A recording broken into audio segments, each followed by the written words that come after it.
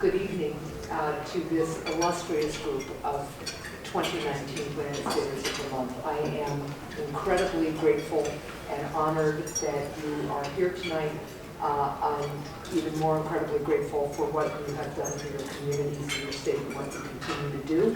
What we thought we would do is, I will say a few words at the top of this, but what I really would love is if each Granite Stater of the Month, I'll walk over to you and hand you the mic, could just talk a little bit about what got you inspired to do what you do, and a little bit about the project that you have initiated and carried out and the difference you've made in your community.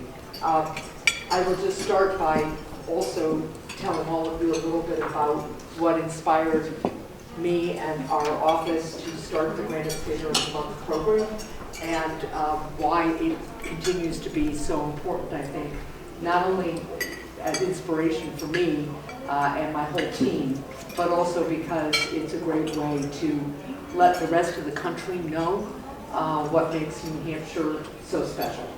So just so you all know, and get a sense of range of the different things that all of you have already done.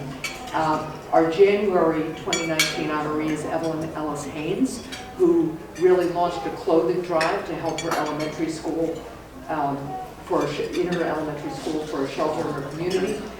February's Granite Stater of the Month is Heather Mclaughlin, who, as a high school senior, worked to prevent substance misuse among young people through a whole variety of initiatives. March's Granite Stater of the Month is not with us tonight. That's Jerry Kutkowski. He is not here because of the weather, but one of the things he helps do is drive people with various medical conditions, for instance, like cancer patients, to their medical appointments, just being an ear out there for people who can't transport themselves but really want to be able to stay at home and stay in their communities. And so that's what Jerry has been doing. Ted Luzzi and his wife Deborah here. Ted is the official honoree, but if you can picture men and women who are in active duty deployment all around the world getting care packages for the holidays, you can thank Ted and Deborah and a whole bunch of volunteers that they have mobilized for that. Elizabeth Hiyat and Ricky Mazur are over here, and they're going to talk to you about the work they've done to make sure that their friends and fellow students at their high school have the basics: clean clothes, toiletries, so that they can come to school and participate and learn just the way we want all our kids to do. June's honorees are sitting back there. They are the Guilford High School Introduction to Engineering class, and they will talk to you a little bit about the work they did to make sure that the really neat kind of toys that so many young children like to use, mobile toys like little play cars, they made sure that kids with disabilities can also access those things. So that's June's honoree. July's honoree could not be here, Caroline Dillon, but she worked to make sure that girls and young women can get the feminine hygiene products they need in all of New Hampshire's high schools, in all of New Hampshire schools, actually, because when you think about the impact that poverty can have on that, it's a really serious issue, and so Caroline really took that on. Then August's honoree is Eric Becker, sitting right over here. Eric, among other things, distributes free lunches at his local school over the summer, and works at community homeless shelters and supports individuals struggling with substance misuse. September's honoree is not here. I've known September's honoree since I was governor because Brooke Mills suffered a concussion early on in her high school career and had to do all the concussion protocols you have to do, which means staying home, staying in the dark, wearing sunglasses when you go to school. And she was teased because she had to follow those protocols, and she decided that more people in New Hampshire should know about concussions generally and the danger they pose, but also what the treatment protocols are like. So she convinced me while I was governor to declare a New Hampshire Concussion Awareness Day, and then she insisted that I do the same thing nationally once I became a senator. So she has really pushed hard to make sure people understand how serious concussions are, and I am very, very grateful to her for her work. October's honoree is sitting right here. That's Lily Murray from Rye.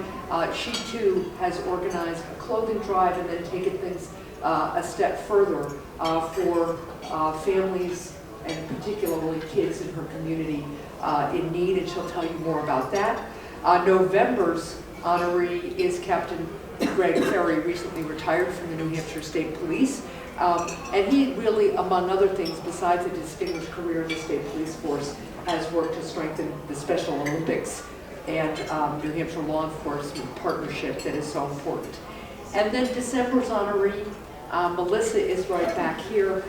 Melissa and her niece Belle, who couldn't be here tonight, have both had significant losses in their families this year, and they wanted to make sure that other families didn't suffer the way they did, so they've really been focused on the importance of making people aware of the impact of behavioral health in our communities, and Melissa will talk more about that.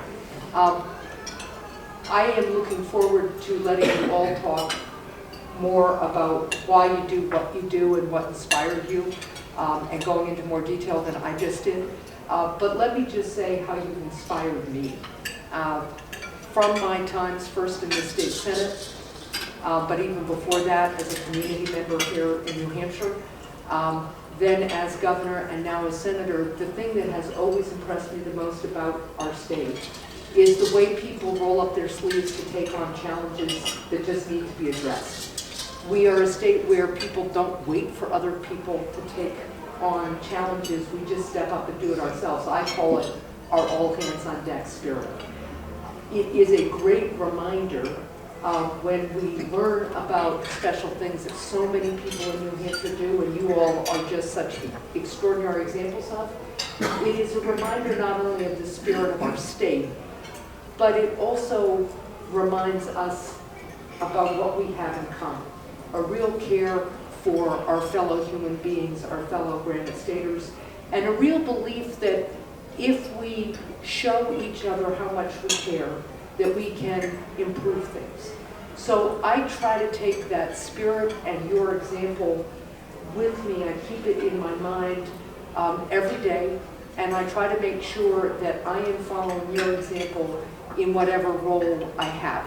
I tried to do that as governor. I try to do that today in the United States Senate, because I think if elected officials follow the example of the constituents they represent, then we generally get things right. Not perfect, but right. And I think it's a really important time for us to remember that Americans and Granite Staters all have much more in common than we have in terms of differences. And when we focus on that common humanity, and we focus on the fact that every human being is a member of this democracy and every one of us matters and counts, then we are able to solve problems, and we are able to move forward, and we are able to build communities that really honor each and every individual and reflect the best of the Granite State spirit and the best of the human spirit. So thank you for being such an inspiration to all of me, and to me and to all of us. Team Hassan has an expression. I'll say all hands on deck, and every one of my team knows what that means.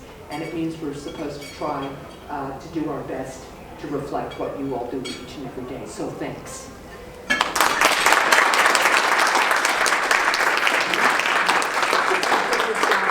I think I will keep it with me. Let's start. Evelyn, you ready to talk a little bit about what you did?